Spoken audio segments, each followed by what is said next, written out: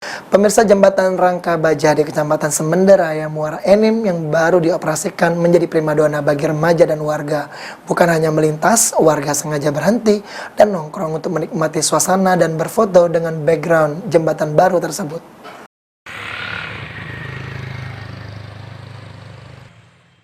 Sejak dioperasikannya jembatan penghubung antar Kecamatan Semende Darat Laut menuju Kecamatan Semende Darat Tengah dan Semende Darat Ulu Kabupaten Muara Enim ramai dikunjungi warga.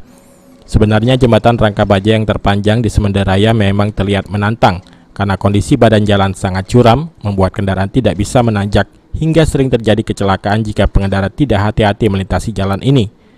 Meski terlihat menakutkan, namun bagi anak-anak muda terlebih di suasana lebaran menjadi lokasi primadona untuk bermain dan berfoto, bahkan nongkrong untuk menikmati pemandangan.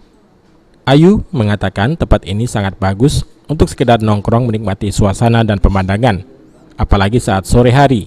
Bahkan di jembatan ini bisa mendapatkan background keren untuk berfoto.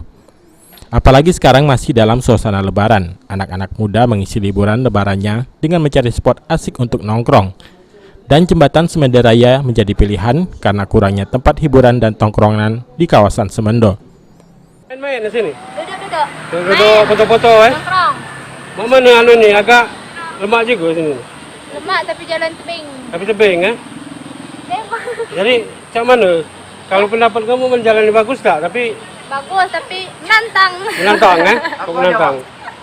Okey. Tetapi tidak jarang kondisi jalan yang sangat curam membuat pengunjung khawatir, apalagi sudah sering terjadi kecelakaan karena kendaraan tidak bisa melewati tanjakan. Apalagi banyaknya warga yang nongkrong di jembatan bisa membahayakan keselamatan.